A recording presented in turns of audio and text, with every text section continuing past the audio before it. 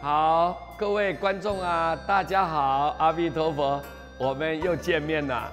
师父呢，借这个机会跟各位报告一个题目，叫做“一念之间”。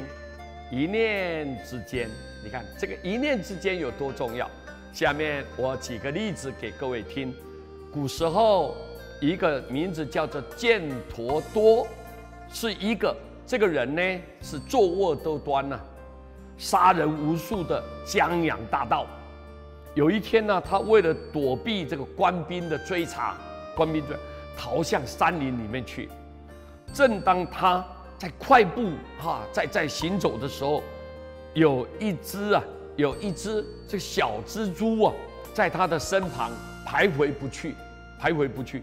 这个犍陀多这个人呢，原本呢就想说一脚把它踏死这个蜘蛛。但是心念一转呢，哎呀，这个小蜘蛛啊，也是一条生命。假若我们踏死它，也怪可怜的。于是他就把脚就收回来了，他继续逃亡。这个犍陀多最后呢，被抓到了，就伏法了，准备被杀掉，枪毙，就堕入在这个阿鼻地狱啊，受到种种的折磨。但是有一天呢，佛陀啊，无意之中就看到了这个阿鼻地狱受苦受难的这个犍陀多呢，想起来他曾经救了这个蜘蛛一条命，于是就想把犍陀多救出地狱了，来报答他放生的这种善行。刚好有一只这个猪呢，就吐出来这个银丝吐出来。佛陀呢，于是就是连起一根丝，笔直的就垂向阿鼻地狱，就放到地狱去。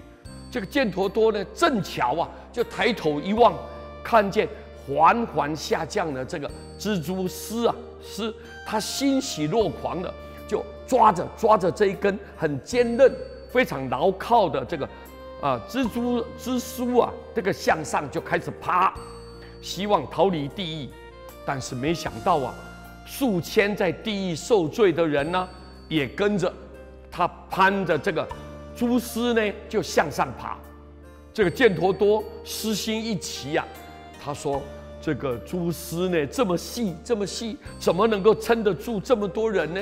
如果断了，我不是又得要重新堕入这个深渊里面吗？所以最好把他们都踹下去。”忽然，这个蛛丝呢，这个丝啊就断裂了，犍陀多又跌回地狱受苦了。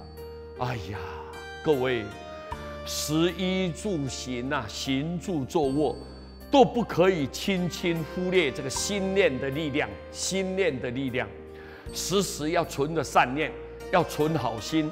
不管你遇到逆境或者顺境，你时时要有转机。你恶念一起来的时候，在还没有化作行动，你也将会受到报应的。你存的善心，一定有善报；你有恶念，你一定有不好的将来。